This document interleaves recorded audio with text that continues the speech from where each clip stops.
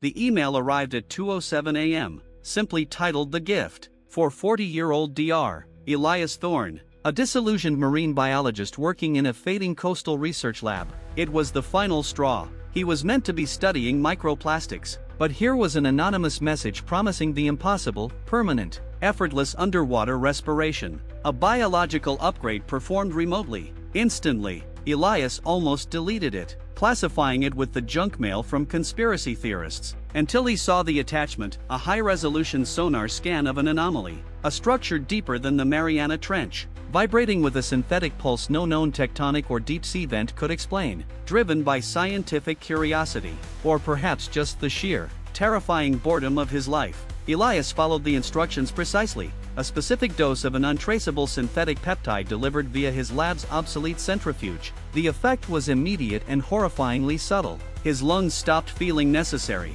There was no pain, no pressure, just an overwhelming sense of redundancy. He knew, with absolute certainty, that he could inhale the briny air, the thick, heavy ocean water, and be perfectly fine. He was reborn, not as a scientist, but as a pioneer.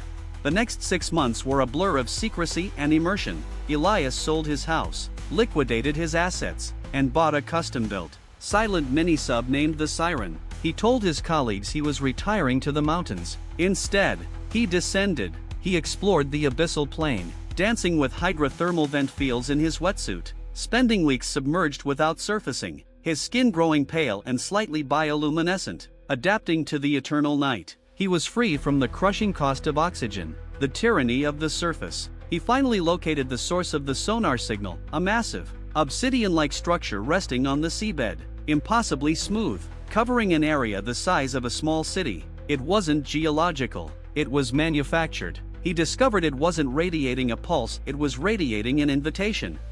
Elias realized his gift wasn't a biological anomaly, it was an activation key. The breathing ability was merely a prerequisite. He swam closer, finding a cavernous entrance that opened into the structure's core. Inside, the water was unnaturally clear, warm, and filled with a soft, synthetic blue glow. The architecture was fluid, biological, yet clearly technological, a place of engineering far beyond human civilization. He spent days charting the vast, empty halls, finding only strange, pulsating power conduits and smooth, and used platforms. The place felt like an ancient, magnificent train station waiting for its first passenger.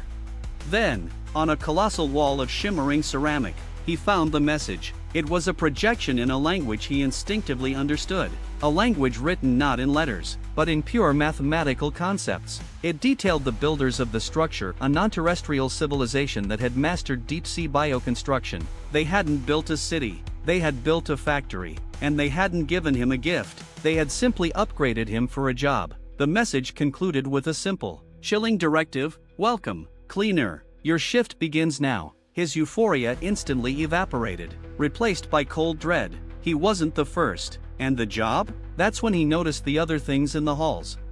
Elias quickly retreated, his heart hammering in a chest that no longer needed to breathe. The water around him suddenly feeling heavy, suffocating. He focused on the chilling directive: welcome, cleaner. Your shift begins now. His gift, the permanent underwater respiration, was a uniform, an irreversible commitment. He was a piece of equipment, activated. He now saw the massive obsidian structure not as an artifact of wonder, but as an alien industrial complex.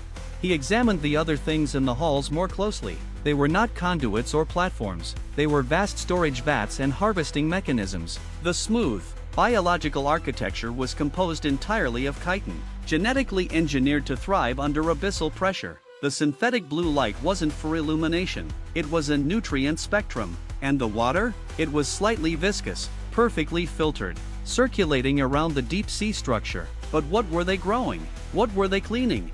Driven by a terrible scientific imperative, Elias followed the largest conduit line to an immense, central chamber. Here, the soft blue light was replaced by a blinding, pulsating emerald green. The sheer scale of the chamber dwarfed his mini-sub, which he now realized was utterly useless here. In the center, suspended in the circulating, nutrient-rich water, was the harvest.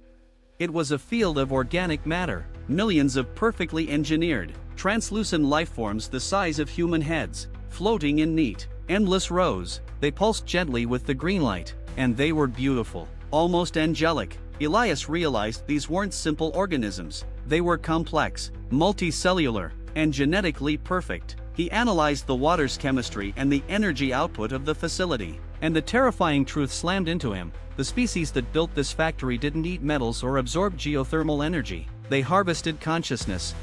The translucent lifeforms were designed to absorb raw psychic energy, fear, ambition, joy, and sorrow, filtering it from the global ocean currents. They had been silently drawing the collective subconscious of humanity for millennia. His breathing gift was a final failsafe. If the factory ever malfunctioned or became contaminated, the cleaner, Elias, was required to enter the vats and manually dispose of the organisms, sacrificing himself in the process, guaranteeing the secrecy of the operation. Then came the true, devastating twist. He found the central control panel, a small, organic console pulsing with soft data streams. He instinctively placed his hand on it, and the truth flowed into his mind, not as mathematics, but as pure history. The builders weren't aliens from a distant galaxy. They were Atlanteans, not the mythical people of Plato, but the original terrestrial consciousness that evolved to live permanently in the deep ocean, retreating from the violent, short-sighted surface world eons ago. They had constructed this factory, the Great Filter, to protect the planet.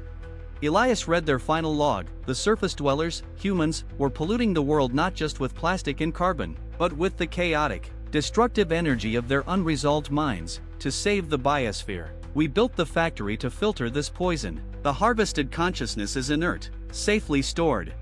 The devastating punchline, the unexpected final revelation, hit him next. The power surge he felt upon taking the peptide, his perfect, effortless, anxiety-free breathing, the strange calm he had felt for months. It wasn't a biological change. The peptide had simply allowed the factory's filtration system to bypass his brain entirely. He had been cut off from his own species' psychic energy pool, the source of all human stress, anxiety, and fear.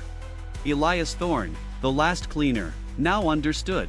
The Atlanteans hadn't given him the ability to breathe water. They had simply removed the human condition. He was completely free of the mental toxicity that plagued the surface, perfectly adapted, perfectly calm, and terrifyingly alone. He stood in the emerald glow, the realization washing over him. Humanity wasn't polluting the oceans. Humanity was the pollution. And the gift wasn't a chance to explore. It was the chilling, eternal servitude of guarding the silent machine that kept the noise of the surface world safely contained in the deep blue. He could breathe forever, but he would never feel human again. The job had already been done. His shift had already ended.